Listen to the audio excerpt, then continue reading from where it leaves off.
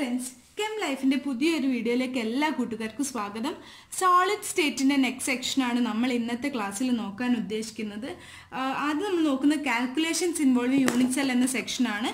അതിന്റെ ശേഷം ഞാൻ ഇംപെർഫെക്ഷൻസ് ഇൻ സോളിഡ് എന്ന സെക്ഷൻ നോക്കും. വളരെ ഇമ്പോർട്ടൻ്റ് ആയിട്ടുള്ള ഒരു സെക്ഷനാണ് ഇംപെർഫെക്ഷൻസ് ഇൻ സോളിഡ് എന്ന സെക്ഷന്. എങ്ങനെയൊക്കെയാണ് സോളിഡ് അതിൻ്റെ ഇംപെർഫെക്ഷൻസിനെ വെച്ചിട്ട് അതിൻ്റെ ഡിഫക്ട്സ് വെച്ചിട്ട് കാറ്റഗറൈസ് ചെയ്തത് എന്നൊക്കെ എല്ലാ എക്സാംസിനും ക്വസ്റ്റ്യൻസ് വരാറുള്ള സെക്ഷനാണ്. അപ്പം ഈ രണ്ട് സെക്ഷനാണ് ഇന്നത്തെ ക്ലാസ്സിൽ നമ്മൾ ഡിസ്കസ് ചെയ്യാൻ ഉദ്ദേശിക്കുന്നത്. So let's get started. Calculations involving unit cell dimension. ഒരു യൂണിറ്റ് സെൽ എന്താണെന്ന് നമുക്ക് എല്ലാ കൂട്ടുകാർക്കും അറിയാം അല്ലേ? ഈ കഴിഞ്ഞ ക്ലാസ്സുകളിലൊക്കെ എന്താണ് യൂണിറ്റ് സെൽ എന്ന് പറഞ്ഞത് നമ്മൾ ഒരുപാട് പ്രാവശ്യം ഡിസ്കസ് ചെയ്തു. അപ്പൊ ഈ ഒരു യൂണിറ്റ് സെല്ലിനെ കാറ്റഗറൈസ് ചെയ്യാൻ വേണ്ടിയിട്ട് 5 പാരാമീറ്റേഴ്സ് നമ്മൾ ഉപയോഗിക്കുന്നുണ്ട്. അതാണ് ഡി ഡെൻസിറ്റി, അതുപോലെ സെഡ് എന്ന് പറഞ്ഞാൽ അതിന്റെ നമ്പർ ഓഫ് ആറ്റം, അതുപോലെ എം എന്ന് പറഞ്ഞാൽ mass of each atom, molar mass എന്ന് പറഞ്ഞാൽ ക്യാപിറ്റൽ എം, എ എന്ന് പറഞ്ഞാൽ എഡ്ജ് ലെങ്ത്, എൻ എന്ന് പറഞ്ഞാൽ അവഗാഡ്രോ നമ്പർ. ഇങ്ങനെ 5 പാരാമീറ്റേഴ്സ് വെച്ചിട്ടാണ് നമ്മൾ എന്തിനെ ഒരു യൂണിറ്റ് സെല്ലിനെ ക്യാരക്ടറൈസ് ചെയ്യാം. അപ്പോൾ ഈ 5 പാരാമീറ്റേഴ്സിൽ 4 പാരാമീറ്റേഴ്സ് തന്നു കഴിഞ്ഞാൽ നമുക്ക് 5ാമത്തെ പാരാമീറ്റേഴ്സ് എളുപ്പം കണ്ടുപിടിക്കാൻ പറ്റുമല്ലോ. അതുകൊണ്ട് തന്നെ അങ്ങനെ ഒരു യൂണിറ്റ് സെല്ലിനെ ക്യാരക്ടറൈസ് ചെയ്യാൻ വേണ്ടിയിട്ട് നമ്മളൊരു ഇക്വേഷനിലേക്ക് ഫോം ചെയ്യുന്നുണ്ട്. ആ ഇക്വേഷൻ എന്താണെന്നുള്ളതാണ് calculations involving unit cell dimension എന്ന ഫസ്റ്റ് സെക്ഷനിൽ നമ്മൾ ഡിസ്കസ് ചെയ്യാൻ പോകുന്നത്. അപ്പോൾ ഒരു യൂണിറ്റ് സെല്ലിന്റെ എഡ്ജ് ലെങ്ത് യൂഷ്വലി നമ്മൾ റെപ്രസെന്റ് ചെയ്യാറുള്ളത് എ എന്ന് പറഞ്ഞ സിമ്പൽ കൊണ്ടാണ് അല്ലേ? അതുപോലെ ഒരു സോളിഡിന്റെ ഡെൻസിറ്റി നമ്മൾ റെപ്രസെന്റ് ചെയ്യാറുള്ള ഡി എന്ന സിമ്പൽ കൊണ്ടാണ്. അതിന്റെ മോളാർ മാസ് നമ്മൾ ക്യാപിറ്റൽ എം എന്ന സിമ്പൽ കൊണ്ടാണ് റെപ്രസെന്റ് ചെയ്യാറുള്ളത്. ഈ ഒരു സെക്ഷനിൽ നമ്മൾ ഇങ്ങനെ തന്നെയാണ് റെപ്രസെന്റ് ചെയ്യുന്നത്. Edge length small letter A, density small letter D, molar mass capital letter M, ഇങ്ങനെയാണ് റെപ്രസെന്റ് ചെയ്യുന്നത്. അപ്പം ഒരു volume of the unit cell എങ്ങനെയാ കിട്ടുക? എഡ്ജ് ലെങ്ത് എ ആണെങ്കിൽ അതിന്റെ volume will be A cube അല്ലേ? Volume of a unit cell will be A cube. കാരണം എഡ്ജ് ലെങ്ത് എ ആണ്, അതുകൊണ്ട് അതിന്റെ volume can be written as A cube. അതുപോലെ mass of the unit cell നമുക്ക് എങ്ങനെ കിട്ടുക? Number of atom in a unit cell into mass of each atom അല്ലേ? മൊത്തം നമ്പർ ഓഫ് ആറ്റംസ്, യൂണിറ്റ് സെല്ലിന്റെ അകത്തുള്ള number of atoms into mass of each atom. ഓരോ ആറ്റത്തിന്റെയും mass number of atom കൊണ്ട് multiply ചെയ്ത് കഴിഞ്ഞാൽ നമുക്ക് എന്ത് കിട്ടും? മാസ് ഓഫ് യൂണിറ്റ് സെല്ല് കിട്ടും. അത് നമുക്ക് സെഡ് ഇൻറ്റു എം എന്ന് എഴുതാം. സെഡ് എന്ന് പറഞ്ഞാൽ number of atom in the unit cell, M എന്ന് പറഞ്ഞാൽ ഓരോ ഈച്ച് ആറ്റത്തിന്റെ മാസ്, സെഡ് ഇൻറ്റു എം എന്ന് നമുക്ക് എഴുതാൻ സാധിക്കും. അപ്പോൾ mass of an atom in a unit cell എന്ന് ഈസ് ഈക്വൽ ടു എങ്ങനെ നമുക്ക് എഴുതാൻ പറ്റുക? ഒരു ആറ്റത്തിന്റെ മാസ് നമുക്ക് എങ്ങനെ എഴുതാൻ പറ്റുക? Molar mass divided by Avogadro number എന്ന് എഴുതാൻ പറ്റുമല്ലോ. യൂണിറ്റ് സെല്ലിന്റെ mass number of atoms in a unit cell into mass of each atom in a unit cell, Z into M. അപ്പൊ നമുക്ക് മാസ് ഓഫ് എൻ ആറ്റം, ഒരാറ്റത്തിന്റെ മാസിന് നമുക്ക് മറ്റൊരു ഇക്വേഷൻ ഫോം ചെയ്യാൻ പറ്റുമല്ലോ. Molar mass divided by Avogadro number എന്ന equation നമുക്ക് ഫോം ചെയ്യാൻ പറ്റും. അപ്പൊ ഈ mass of an atom in a unit സെല്ലിനെ നമ്മൾ റെപ്രസെന്റ് ചെയ്ത് ഈ ഒരു എം എന്ന സിമ്പിൾ കൊണ്ടാണല്ലോ. അതായത് M is equal to molar mass divided by N എന്ന ഇക്വേഷൻ നമുക്ക് കിട്ടിയില്ലേ? അപ്പൊ നമുക്ക് ഓൾറെഡി അറിയാം ഡെൻസിറ്റിയുടെ ഇക്വേഷൻ എന്താണ്? Density is equal to mass by volume ആണ് അല്ലേ? അപ്പൊ മാസ് നമുക്ക് ഇപ്പൊ നമ്മൾ കണ്ടുപിടിക്കാൻ പോകുന്നത് density of the unit cell ആണ്. Density of the unit cell എന്ന് പറഞ്ഞാൽ എന്തായിരിക്കും? Mass of the unit cell divided by volume of the unit cell. Mass of the unit cell നമുക്ക് ഇവിടെ ഓൾറെഡി കിട്ടി, സെഡ് ഇൻറ്റു എം ആണ് അല്ലേ? Divided by volume of the unit cell നമുക്ക് already കിട്ടി, അതായത് Z into M by A cube. A cube എന്ന് പറഞ്ഞാൽ volume of the unit cell. അപ്പൊ ഇതിന് നമുക്ക് ഈ എം നമുക്ക് ഓൾറെഡി കിട്ടിയല്ലോ. ഒരാറ്റത്തിന്റെ mass of each atom in a unit cell. ഈ ഓരോരോ ആറ്റത്തിന്റെ മാസ് എന്ന് പറഞ്ഞാൽ നമുക്ക് എങ്ങനെ എഴുതാൻ പറ്റും? Capital M by N A എന്ന് എഴുതാൻ പറ്റുമല്ലോ.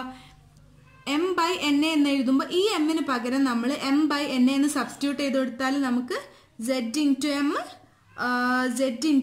എം ബൈ എൻ എ എന്ന് എഴുതാൻ പറ്റും. അതായത് Z into M divided by A cube N A എന്ന ഇക്വേഷനിലേക്ക് ഫോം ചെയ്യാൻ പറ്റും. അതായത് d is equal to Z into M A divided by A cube N A. ഈ ഇക്വേഷനിലാണ് നമുക്ക് ഡെൻസിറ്റി കിട്ടുക. അപ്പൊ ഈ ഇക്വേഷനിൽ എത്ര പാരാമീറ്റേഴ്സ് ഉണ്ട്? 1, 2, 3, 4, 5 അല്ലേ? Na എന്ന് പറഞ്ഞാൽ അവഗാഡ്രോ നമ്പറാണ്, ഡെൻസിറ്റി, അതിൻ്റെ number of atom, molar mass, edge length, Avogadro number, ഈ 5 പാരാമീറ്റേഴ്സും അങ്ങോട്ടും ഇങ്ങോട്ടും ലിങ്ക് ചെയ്ത് കിടക്കുന്നുണ്ട്. അപ്പോൾ ഇതിൽ ഏതെങ്കിലും 4 പാരാമീറ്റേഴ്സ് കിട്ടിക്കഴിഞ്ഞാൽ നമുക്ക് 5ാമത്തെ പാരാമീറ്ററും കിട്ടുന്നതാണ്. അടുത്തതായിട്ട് നമ്മൾ നോക്കാൻ പോകുന്നതാണ് imperfections in solid. Now we are going to deal with one of the most important section in this chapter, that is imperfections in solids. Imperfections in solids എന്ന് പറഞ്ഞാൽ ഒരുപാട് ക്വസ്റ്റ്യൻസ് വരുന്ന സെക്ഷനാണ്. അപ്പോൾ what are the imperfections in solids? Imperfections എന്ന് പറഞ്ഞാൽ defects ആണ്. അതായത് ഞാൻ പറഞ്ഞു ക്രിസ്റ്റലൈൻ സോളിഡിൽ എന്താണ് പ്രത്യേകത, ഒരു ലോങ് റേഞ്ച് ആയിട്ടുള്ള ഒരു ഓർഡർ ഉണ്ടാവും അല്ലേ. അമോർഫസ് സോളിഡിൽ ഷോർട്ട് റേഞ്ച് ഓർഡറാണ് ഉണ്ടാകുക, പക്ഷേ ക്രിസ്റ്റലൈൻ സോളിഡിൽ ലോങ് റേഞ്ച് ഓർഡർ ഉണ്ടാവുമെന്ന് നമ്മൾ കഴിഞ്ഞ ക്ലാസ്സുകളിലൊക്കെ പറഞ്ഞു. പക്ഷേ ക്രിസ്റ്റലൈസേഷൻ്റെ സമയത്ത് ആ നമ്മൾ ഫോം ചെയ്തിരുന്ന ആ ലോങ് റേഞ്ച് ഓർഡർ ഉണ്ടെന്ന് പറഞ്ഞല്ലോ, ആ ഓർഡറിൽ തന്നെ ചില സ്ഥലങ്ങളിൽ ചില ഇറഗുലാരിറ്റീസ് വരും. അങ്ങനെയുള്ള ഇറഗുലാരിറ്റീസിനെയാണ് ഡിഫക്ട്സ് എന്ന് പറയാം. അപ്പോൾ ഡിഫക്ട്സ് എന്ന് പറഞ്ഞാൽ എന്താണ്? ഡിഫക്ട്സ് എന്ന് പറഞ്ഞാൽ they are irregularities in the arrangement of particles അല്ലേ. ഒരു പാർട്ടിക്കിൾസിലുള്ള, ഇപ്പോൾ സപ്പോസ് ഞാനൊരു ഉദാഹരണം പറയുകയാണെങ്കിൽ, ഇപ്പം ഇങ്ങനെ കുറേ പാർട്ടിക്കിൾസ് ഇങ്ങനെ അറേഞ്ച് ചെയ്ത് ഒരു സോളിഡ് ഫോം ചെയ്യുമ്പോൾ കുറേ കോൺസ്റ്റൻറ്റ് പാർട്ടിക്കിൾസ് ഇങ്ങനെ അറേഞ്ച് ചെയ്തിട്ടുണ്ടാവുമല്ലോ. അപ്പോൾ ഇങ്ങനെ അറേഞ്ച് ചെയ്തിട്ടുണ്ടെങ്കിൽ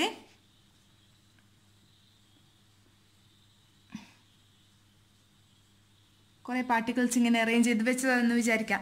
അപ്പോൾ ഈ പാർട്ടിക്കിൾസ് ഇങ്ങനെ അറേഞ്ച് ചെയ്ത് വെച്ചപ്പോൾ ഒരു സ്ഥലത്ത് ഇവിടെ ഒരു പാർട്ടിക്കിളിൻ്റെ കുറവുണ്ട് അല്ലേ.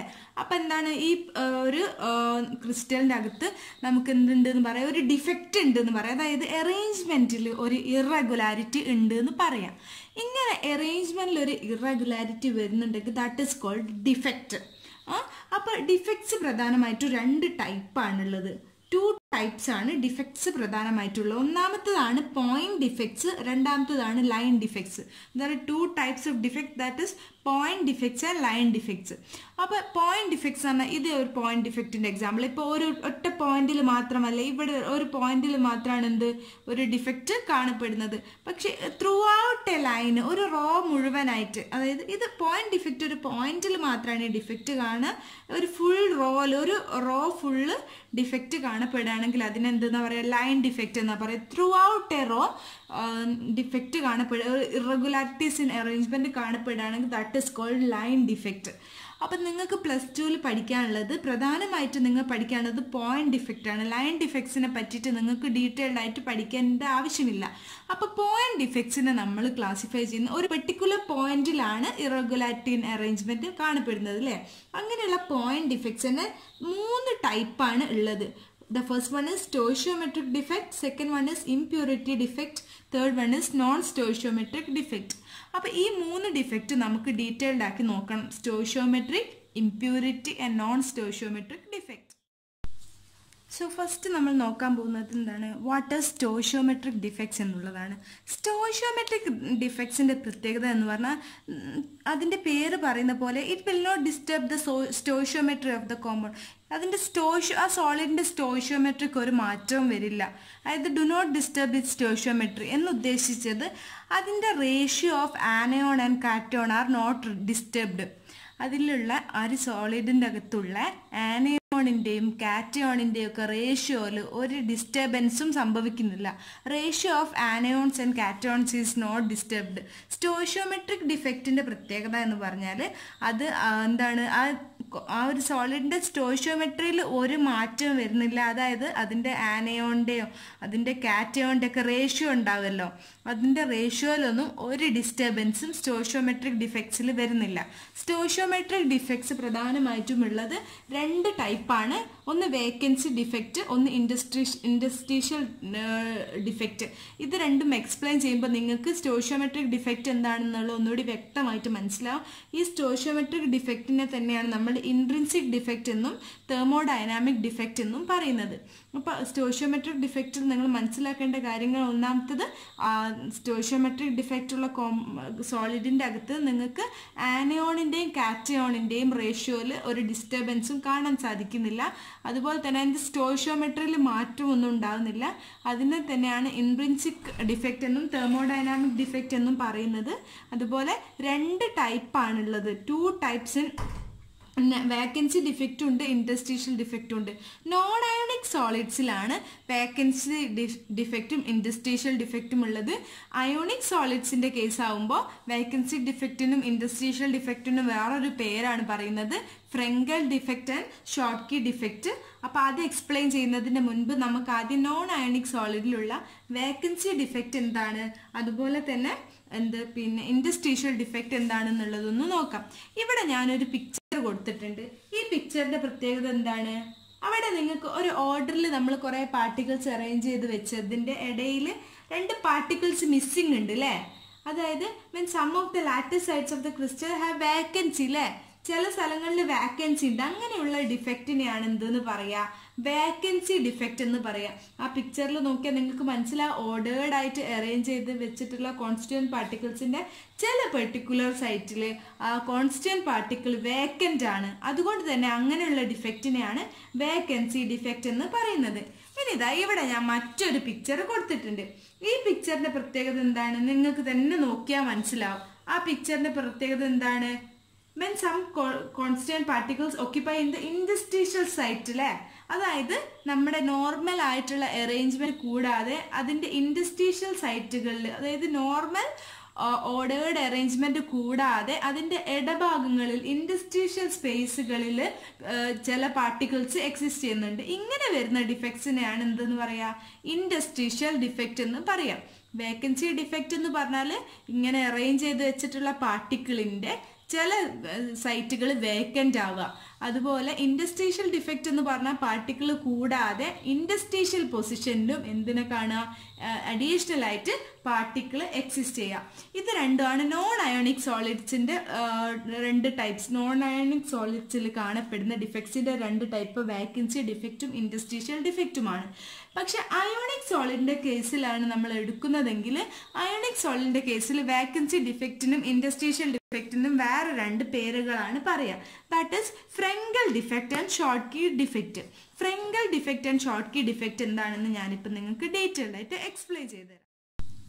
ഇനി ഈ സ്റ്റോയിഷ്യോമെട്രിക് ഡിഫക്ട്സിൽ തന്നെ പിന്നെ അയോണിക് സോളിഡ് ആണെങ്കിൽ ഫ്രെങ്കൽ ഡിഫക്റ്റും ഷോർട്ട്കി ഡിഫക്റ്റുമാണ് ഉണ്ടാവുക. ഞാൻ ഇവിടെ കൊടുത്തിട്ടുള്ളത് ഫ്രെങ്കൽ ഡിഫക്റ്റിന്റെ പിക്ചറാണ്. ആ ഒരു പിക്ചറിന്റെ പ്രത്യേകത എന്താണ്? നിങ്ങൾക്ക് നോക്കിയാൽ മനസ്സിലാവും. ആ ഡിഫക്റ്റിന്റെ പ്രത്യേകത എന്താണ്? ആ ഒരു പിക്ചറിൽ നമുക്കറിയാം, smaller ion is dislocated from its normal site അല്ലേ? അതായത് ചെറിയൊരു അയോൺ, അതായത് ഈ പിക്ചറിൽ ഒരു കാറ്റയോൺ ആണ്, ഒരു പോസിറ്റീവ്ലി ചാർജ്ഡ് ആയിട്ടുള്ള ഒരു കാറ്റയോൺ ഡിസ്ലൊക്കേറ്റ് ചെയ്യപ്പെട്ടതാണ്. അതിന്റെ യഥാർത്ഥത്തിൽ കാണേണ്ട പൊസിഷന് പകരം അത് മറ്റൊരു ഇൻറ്റർസ്റ്റീഷ്യൽ സൈറ്റിലേക്ക് മാറപ്പെട്ടിട്ടുണ്ട് അല്ലേ? അപ്പൊ നമുക്ക് അവിടെ ഒരു വേക്കൻസി ഡിഫക്റ്റും കാണാൻ പറ്റുന്നുണ്ട്. അതുപോലെ ഇൻറ്റർസ്റ്റീഷ്യൽ സൈറ്റിലേക്ക് മാറിയത് കൊണ്ട് തന്നെ ഒരു ഇൻറ്റർസ്റ്റീഷ്യൽ ഡിഫക്റ്റും കാണാൻ പറ്റുന്നുണ്ട് അല്ലേ? ഇങ്ങനെയുള്ള ഡിഫക്റ്റിനെയാണ് ഫ്രെങ്കൽ ഡിഫക്റ്റ് എന്ന് പറയാം. അതായത് എന്താണ്? ഒരു വാക്കൻസി ക്രിയേറ്റ് ചെയ്യപ്പെടുക, ഒരു ഡിസ്ലൊക്കേഷൻ ഡിഫക്റ്റ് എന്നും ഈ ഫ്രെങ്കൽ ഡിഫക്റ്റിനെ നമ്മൾ വിളിക്കുന്നുണ്ട്. അതിന്റെ കാരണം എന്താണെന്ന് ചോദിച്ചാൽ ഈ പിക്ചറിൽ നോക്കിയാൽ നിങ്ങൾ മനസ്സിലാവും, ഒരു അയോണ് ഡിസ്ലൊക്കേറ്റ് ചെയ്യപ്പെടുക, അതിന്റെ ലൊക്കേഷൻ മാറപ്പെടുക, അപ്പൊ അവിടെ ഒരു വാക്കൻസി രൂപപ്പെടുക. ഇങ്ങനെ ഫോം ചെയ്യുന്ന ഡിഫക്ട്സിനെയാണ് എന്തെന്ന് പറയാ? ഫ്രെങ്കൽ ഡിഫക്റ്റ് എന്ന് പറയാം. അടുത്തതാണ് ഷോർട്ട്കി ഡിഫക്റ്റ്. ഷോർട്ട്കി ഡിഫക്റ്റിന്റെ പിക്ചർ ഞാൻ ഇവിടെ കൊടുത്തിട്ടുണ്ട്. ആ പിക്ചറിൽ നോക്കൂ, എന്താ ഷോർട്ട്കി ഡിഫക്റ്റിന്റെ പ്രത്യേകത? ആനയോൺസും കാറ്റയോൺസും മിസ്സിംഗ് ആണ്. പക്ഷെ ആനയോണിന്റെ നമ്പറും കാറ്റയോണിന്റെ നമ്പറും ഈക്വൽ ആണ്. മിസ്സായി പോകുന്ന ആനയോണിന്റെ നമ്പറും മിസ്സായി പോകുന്ന കാറ്റയോണിന്റെ നമ്പറും ഈക്വൽ ആണ്. അതുകൊണ്ട് തന്നെ അത് സ്റ്റോയിഷ്യോമെട്രി മെയിൻറ്റെയിൻ ചെയ്യല്ലോ അല്ലെ? അതിന് പ്രത്യേകിച്ച് അതിന്റെ സ്റ്റോയിഷ്യോമെട്രിയിൽ അല്ലെങ്കിൽ ആനയോണിന്റെയും കാറ്റയോണിന്റെയും റേഷ്യോയിൽ മാറ്റമൊന്നും വരുന്നില്ല. ഫ്രെങ്കൽ ഡിഫക്റ്റിലും അതിന്റെ ആനയോണിന്റെയും കാറ്റയോണിന്റെ അതിന്റെ ഉള്ളിൽ തന്നെ ആയതുകൊണ്ട് റേഷ്യോയിൽ പ്രത്യേകിച്ച് മാറ്റമൊന്നും വരുന്നില്ല. അപ്പൊ അയോണിക് സോളിഡ്സിന്റെ കേസിൽ 2 ടൈപ്പ് ഡിഫക്റ്റ് ആണ് ഉള്ളത്. ഒന്നാമത്തെ ഡിഫക്റ്റ് ആണ് ഫ്രെങ്കൽ ഡിഫക്റ്റ്. ഫ്രെങ്കൽ ഡിഫക്റ്റിന് തന്നെ നമ്മൾ ഡിസ്ലൊക്കേഷൻ ഡിഫക്റ്റ് എന്നും പറയും. ഒരു പെർട്ടിക്കുലർ സൈറ്റ് വാക്കന്റ് ആയിട്ട് മറ്റൊരു ഇൻഡസ്ട്രീഷ്യൽ സൈറ്റിലേക്ക് ഒരു അയോൺ മൂവ് ചെയ്യുന്നതിനാണ് ഫ്രെങ്കൽ ഡിഫക്റ്റ് എന്ന് പറയാം. ഷോർട്ട്കി ഡിഫക്റ്റ് എന്തായിരുന്നു? Equal number of anions and cations മിസ്സായി പോവാ. അപ്പോൾ ഈ ഫ്രങ്കൽ ഡിഫക്റ്റിന്റെ പ്രത്യേകത എന്ന് പറഞ്ഞാൽ എന്താണ്, ഒരു സ്മോൾ സൈസ്, നല്ല സൈസ് ആനയോൺ കാറ്റയോൺസ് തമ്മിൽ നല്ല സൈസ് ഡിഫറൻസ് ഉണ്ടെങ്കിൽ മിക്കവാറും ഉണ്ടാകുന്ന ഡിഫക്റ്റ് ഈ ഫ്രങ്കൽ ഡിഫക്റ്റ് ആയിരിക്കും. ഉദാഹരണമാണ് ZnS സിങ്ക് സൾഫൈഡ്, ZnS, പിന്നെ ഏതാണ് AgCl, AgBr, ഇതൊക്കെ ഫ്രങ്കൽ ഡിഫക്റ്റിന്റെ എക്സാമ്പിൾ ആണ്. അതുപോലെ ഷോർട്ട് കീ ഡിഫക്റ്റിന്റെ പ്രത്യേകത എന്തായിരുന്നു, equal number of anions and cations മിസ്സായി പോവുക. അങ്ങനെ മിസ്സായി പോയിട്ടുണ്ടെങ്കിൽ അതിന്റെ ആ സബ്സ്റ്റൻസിന്റെ ഡെൻസിറ്റിക്ക് എന്താ പറ്റുക, രണ്ടും ഈക്വൽ നമ്പർ ഓഫ് ആനയോൺസും കാറ്റയോൺസും മിസ്സായി പോയാൽ ആ സബ്സ്റ്റൻസിന്റെ ഡെൻസിറ്റിക്ക് ഡിക്രീസ് വരുമല്ലോ അല്ലെ. അപ്പൊ അങ്ങനെ ഉണ്ടാകുന്ന ഡിഫക്റ്റ് ആണ് എന്താ പറയുക, ഷോർട്ട് കീ ഡിഫക്റ്റ് എന്ന് പറയാം. ഷോർട്ട് കീ ഡിഫക്റ്റിന്റെ എക്സാമ്പിൾസ് ആണ് sodium chloride, KCl, CSCl, AgBr. ഇതിൽ AgBrൽ നമുക്ക് ഫ്രങ്കൽ ഡിഫക്റ്റും ഷോർട്ട് കീ ഡിഫക്റ്റും രണ്ട് ഡിഫക്റ്റും കാണപ്പെടുന്നുണ്ട്. അപ്പോൾ നിങ്ങൾ അതൊരു എക്സെപ്ഷണൽ കേസ് നിങ്ങൾ ഈ മെയിൻ എക്സാംസ് നോക്കുക. ഇതിന്റെ ഫ്രങ്കൽ ഡിഫക്റ്റിൻ്റെത് സിങ്ക് സൾഫൈഡ്, സിൽവർ ക്ലോറൈഡും AgClഉം, അതുപോലെ ഷോർട്ട് കീ ഡിഫക്റ്റിൻ്റെത് NaClഉം KClഉം സീസിയം ക്ലോറൈഡ് CSClഉം. ഇതൊക്കെ നോക്കി വെച്ചാൽ മതി. ഇതൊക്കെ ഒന്ന് ഭയങ്കര ഇമ്പോർട്ടൻ്റ് ആയിട്ടുള്ള ടോപ്പിക്സ് ആണ്. സ്റ്റോഷിയോമെട്രിക് മൊത്തം ഈ ഡിഫക്ട്സ് മുഴുവനായിട്ട് നിങ്ങൾക്ക് ഇമ്പോർട്ടൻ്റ് ആയിട്ടുള്ളത് തന്നെയാണ്. അതിൽ തന്നെ ഈ ഫ്രങ്കൽ ഡിഫക്റ്റും ഷോർട്ട് കീ ഡിഫക്റ്റും പ്രത്യേകിച്ച് എപ്പോഴും ചോദിക്കാറുള്ള ക്വസ്റ്റ്യൻ ആണ്. അപ്പോൾ ഇനി നമുക്ക് അടുത്ത പോർഷനിലേക്ക് കടക്കാം.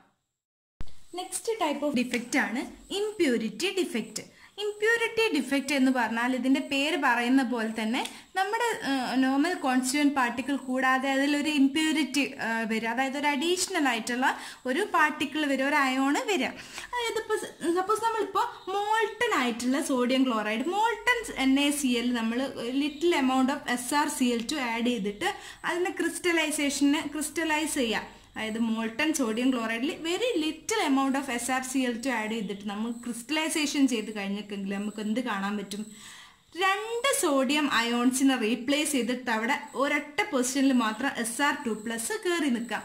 ഈ പിക്ചറിൽ നോക്കിയാൽ നിങ്ങൾക്ക് നല്ല ക്ലിയർ ആയിട്ട് മനസ്സിലാവും. കാരണം ഒരൊറ്റ പൊസിഷനിൽ മാത്രം Sr2+ കാണുന്നില്ലേ, അതിന് പകരം രണ്ട് പൊസിഷനിലുള്ള സോഡിയം Na+ അയോൺസ് പോയിട്ട് അതിന്റെ ഒരു സ്ഥലത്ത് മാത്രം Sr2+ വന്ന് കയറി.